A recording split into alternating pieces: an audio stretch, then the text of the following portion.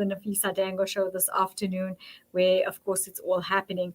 I read something this morning by Chantal Sutherland, and it says, believe in yourself, take on your challenges, dig deep within yourself to conquer fears. Never let anyone bring you down. You've got to keep going. And I think it's so apt during this COVID-19 period because there's so many things that are happening. And there's times where we, of course, stop believing in ourselves and start giving up on things where we, of course, have to learn to persevere. And I think this is what it's about. It's about perseverance and helping each other by creating support structures in order to overcome all the challenges that we are experiencing. Let me give you a bit of a breakdown on what you can expect on today's show.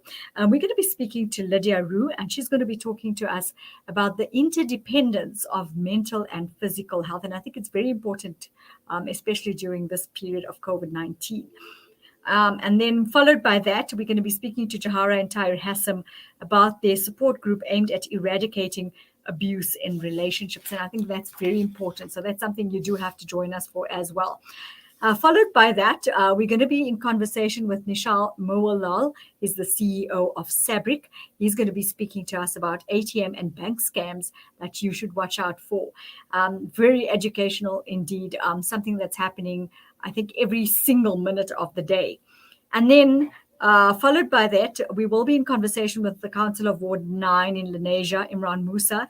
He's going to be speaking about the recent developments that have taken place in that particular area, some phenomenal things that he's been doing in the short period of time.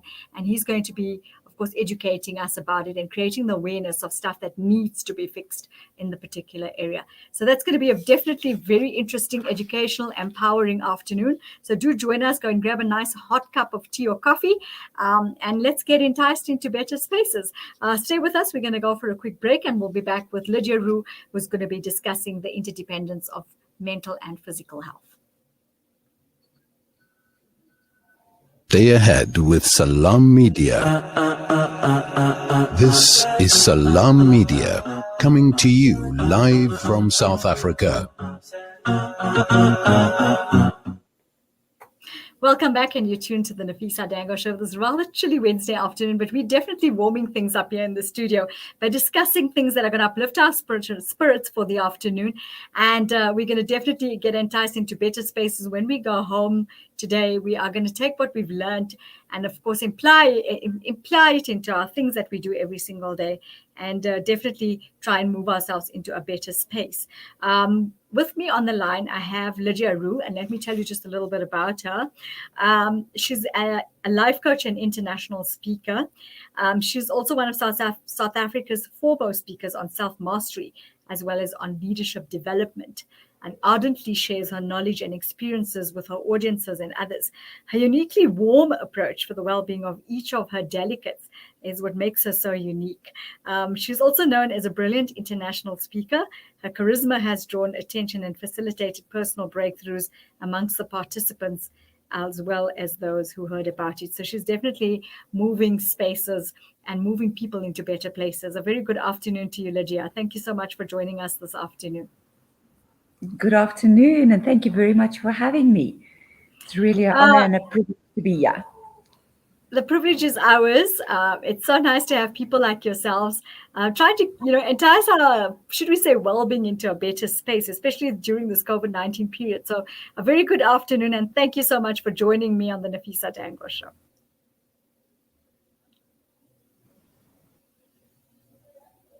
Lydia, are you still there? Lydia? We seem to be having a bit of a technical problem there with Lydia. Give me a second and let me see if we can try that again. Lydia, are you on the line there? Are we having a better connection now? I hope so. Can you hear me? Yes, I can. And there seems to be a bit of a signal issue, but I can hear you now. As I said, a very good afternoon. Thank you so much for joining us this afternoon to discuss, I think, a very important topic. And I mean, looking at the things you've done, we'd like to commend you on all your outstanding achievements that you have acquired over these past few years, especially with Mrs. SA Business Executive of the Year. It goes to show that women like yourselves become role models individuals in society to be able to help empower and support others to move into better spaces. And I use that word all the time because, especially now with COVID-19, I think people are basically going through many challenges. So thank you so much for joining us. Thank you very much. Yes. And, moving people into a better space is always such an honor and a privilege to do. And it also takes that individual to want to move into a better space. And so, I usually find that if people are ready to make that transition, magic happens. And you say magic happens, a very magical person. Tell us a little bit about yourself.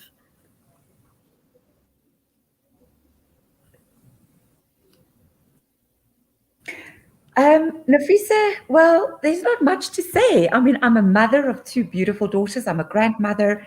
I'm married to my school sweetheart. I've got a passion for women in business. I've got a passion for the empowerment of women. And one of my other passions in life is sport. So I love to Wow. bring the sport and the business aspect of a healthy mind, a healthy body, and a healthy spirit. Long people have seen the body and the mind and the spirit as separate entities, and yet they are so interconnected in allowing us to be who we are and to tap into our resources in being the best version of ourselves. And so for me, that connection between being physically healthy has a definite link to my mental health, and the two together allows me to serve better. It's interesting that you bring that up because I think a lot of the times people don't actually realize how important the interdependence is and that there is one. A lot of the times people associate mental well-being and physical well-being on separate levels, should we say. But it's important that you brought that to the fore so that people can understand that your mental and your physical well-being work together, and hand in hand they start affecting each other, and that is something that we need to understand. So talk us through that particular aspect of it.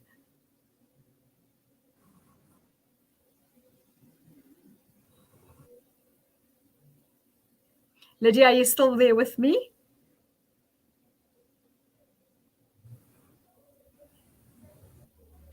But the physical well-being of people and of ourselves is such an important part. And people often think that doing exercise and eating right is an area that maybe I shouldn't worry about because it's got nothing to do with my mental health. And you couldn't be further from the truth, because what we eat is who we are at the end of the day. And so by being Exactly. physically healthy, that means I'm taking care of the mental capacity. It means I'm taking care of prevention of dis-ease or disease, if you will.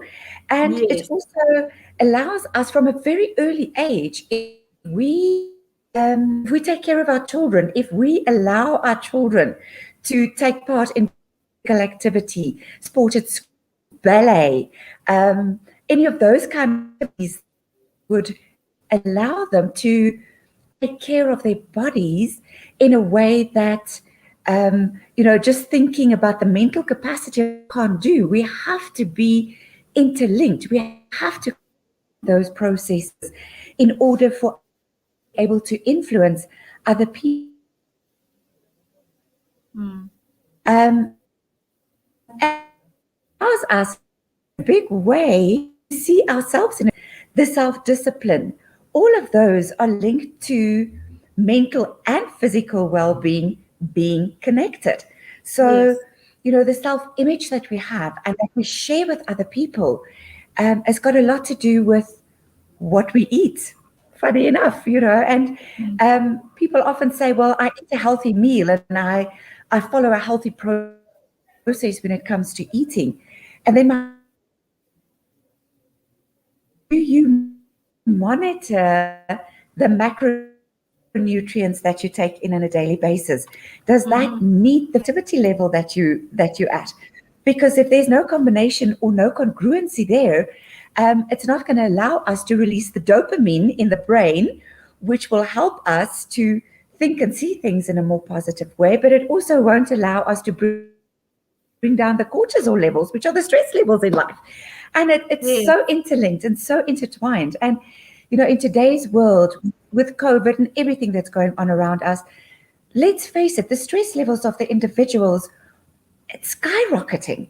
And so we hear of heart diseases, and I'm not talking about COVID related now, but people feeling more stressed because of everything that's happening around them. I've lost my job. I don't have the financial security I used to have.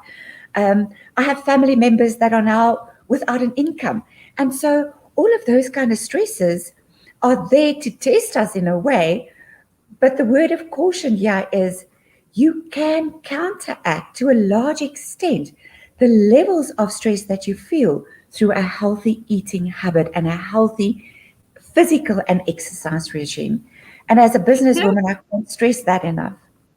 Yeah, I agree with you there. But coming to the mental aspect of it, I think a lot of the times we pun on the physical aspect, and when we look at, like you say, our eating plans and our eating habits and the type of nutrition that our body needs, not realizing how important our mental health actually is. And I think what has happened is during this COVID period, there's been a lot more light shed on that particular matter because people are going through so many mental situations and challenges. As you were saying, anxiety, depression. It's become a very big issue at this point in time. Give us some advice on how to be able to deal with that, because I think a lot of the times people sit down and from the type of situation they're in, I don't think they even know where to start. Yeah. And, the more stressed out you are, the less you can actually think clearly. And so it's that Mm, vicious circle of depression that sets into anxiety.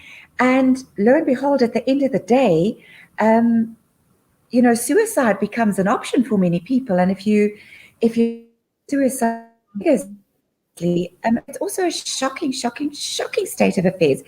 And so, to answer your question of how to help myself in identifying that, is literally to eat, move around, do something that can actually just get the blood circulation going. Because the more oxygen-rich blood we get to the brain, the better.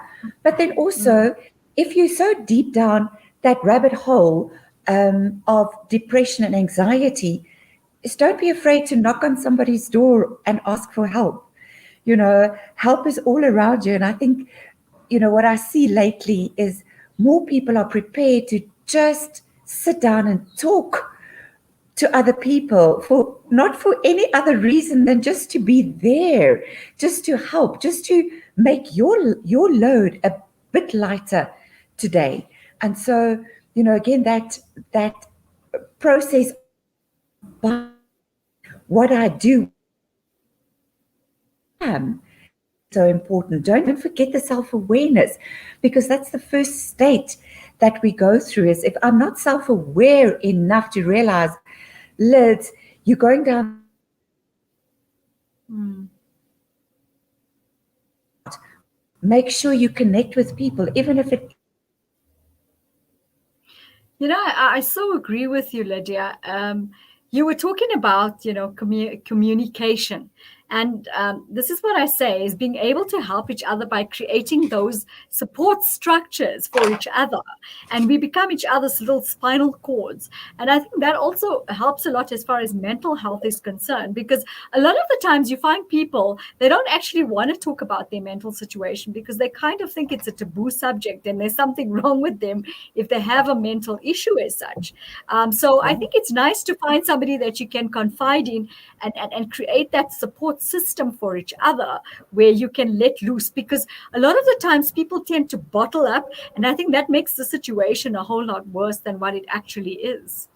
Yeah, very much so. And I think also, Nafeesa, forcing yourself to be part of a Mm, social group, forcing yourself to phone that friend and say, let's have some coffee.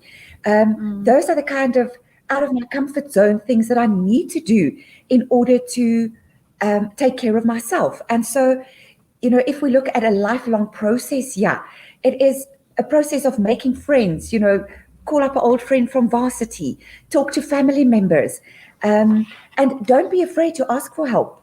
You're not the only one out there. And I promise you, the minute you reach out to somebody else, you'll be surprised how many people will reach out to you and say, help me. can I just talk? What are you going through? So, again, it's when we start sharing Mm. Mm. who they are, benefits we can get from them. And I think it's also not just, having to reach out to the ones that are closest to us. There's people like you that are out there that create a grand support structure, because I think you understand the situation and the interdependence better than anybody else does. And I think you'd be able to, because each a person and individual's needs are different. Their challenges are different. One might be suffering more from mental health than physical. So I think coming to you is the greatest thing they can do, is because you can then help them find that balance that they actually need in order to be a holistic being. Very much so. Very, very much so.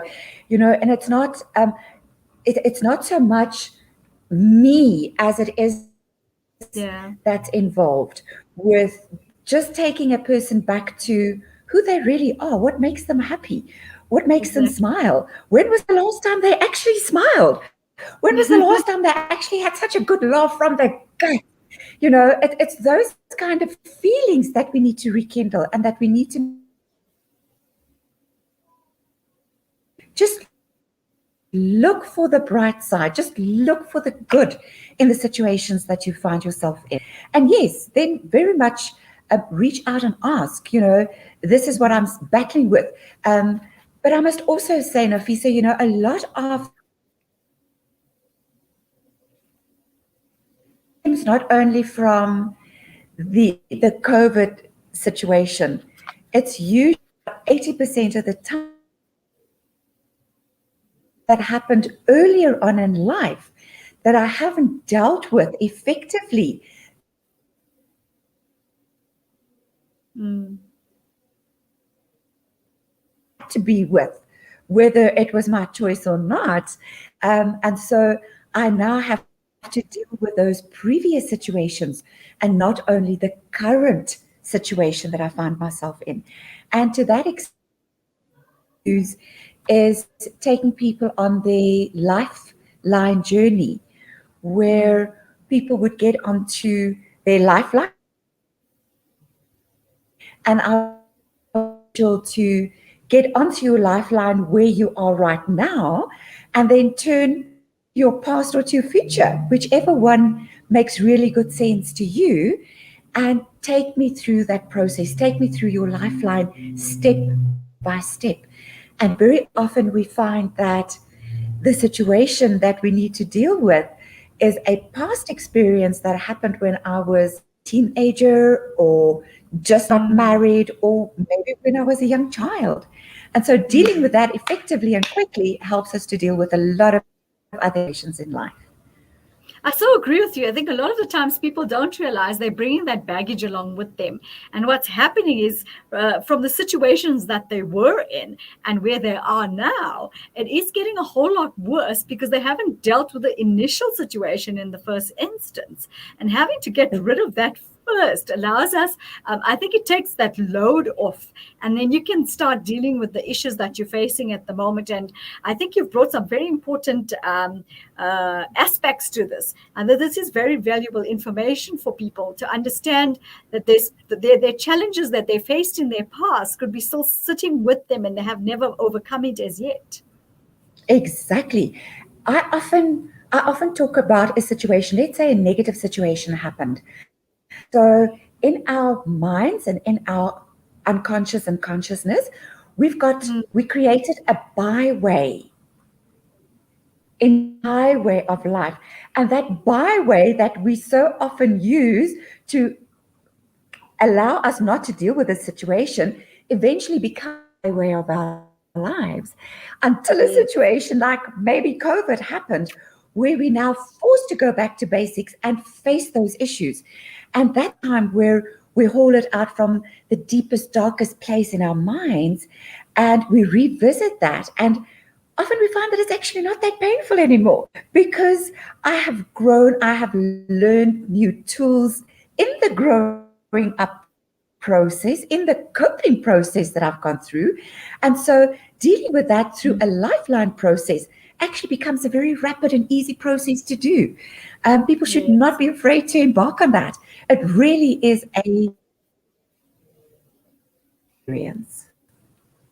Yeah, I like what you're saying, because I mean it's bringing us to ground level, and it's making us understand that we need to deal with that issue that was there initially when we were younger, or something that happened in our lives in our earlier stages, and having to get over that will be able to actually help us grow and be better individuals, where we can then face the other issues in a, should we say, more efficient way, so that it doesn't affect our mental and Yeah. our physical health. Absolutely. And it also allows us then to focus more on the emotional maturity, of selves, where we bring the spiritual, the personal, the mental, and the emotional elements all together to live that fulfilled and meaningful life that we all deserve. Mm.